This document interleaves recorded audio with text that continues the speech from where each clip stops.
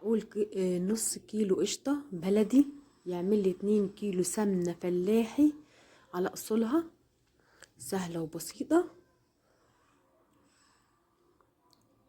وكلها ايام، والشهر الكريم يهل علينا، وكل سنة وانتم طيبين. السمنة بنبقوا محتاجينها في الاكل، في عمل الحلويات.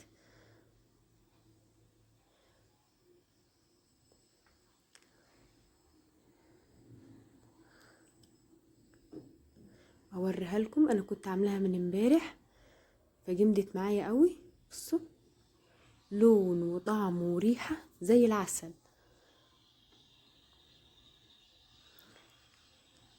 بصوا تحفة.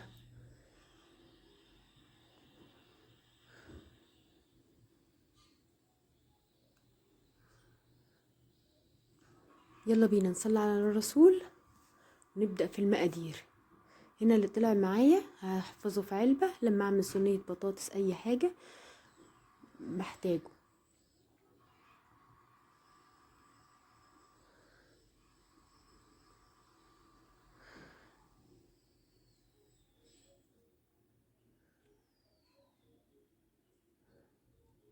ما تنسوناش باللايك واشتراك في القناة.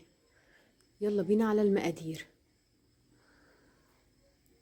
معايا هنا نص كيلو قشطة بلدي. هنا ببقى اللبن جايباه وبجمعه في طبق او في علبة واحفظه في التلاجة. هنا معايا 2 كيلو دهن، اما مقطعاها حتت صغيرة. هنا هجيب حلة وابتدي انزل فيها القشطة بتاعتي.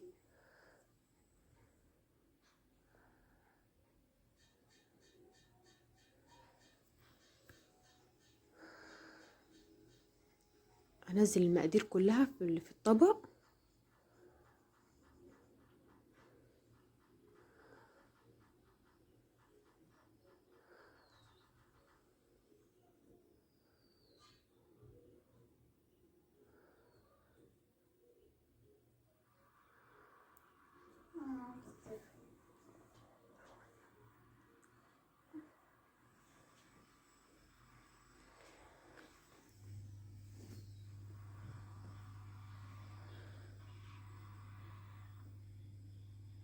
هنا انا نزلت المقادير كلها، ابتدي اعمل فيها لحد لما تتحول معايا الزبدة، وبعد كده هقول لكم على الباقي هعمل ايه.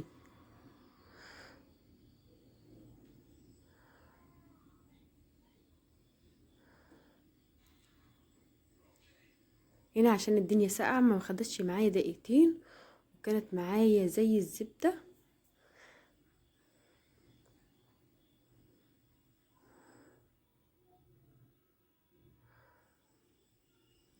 بصوا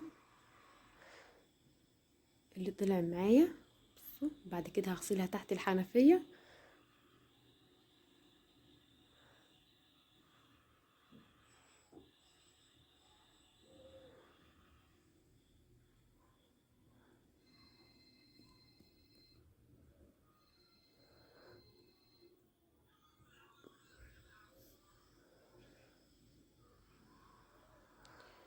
هنا هنزل بيها على الدهن، بعد كده انزل بالملح واحط حبة ملح حلوين. بصوا واحط حبة تاني. هي السمنة بتاخد كافيتها والباقي بتطرده ايه في المرتة علشان ما تبقاش ناعمة معايا. السمنة تبقى ايه تحفة.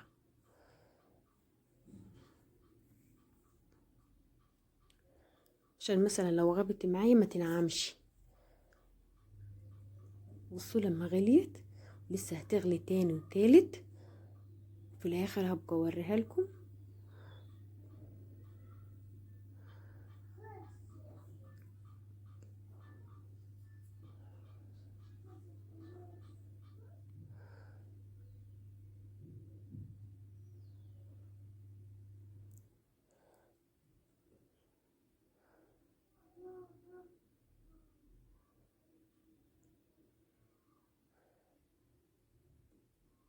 بصوا بعد ما خدت غلوتين تلاتة، بصوا والدهن سلا.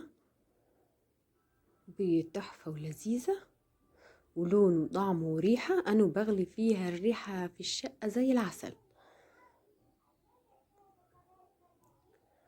بعد كده هسيبها تبرد واحطها في البرطمان بتاعي. ما تنسوناش بلايك واشتراك في القناة.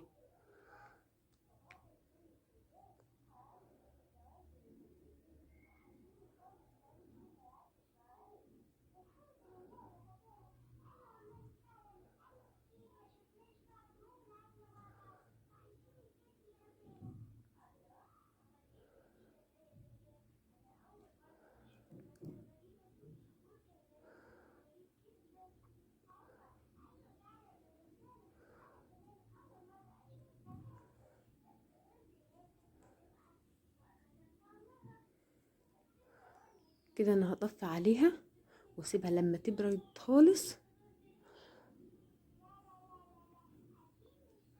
واحطها في البرطمان. وشكرا والسلام عليكم ورحمة الله وبركاته.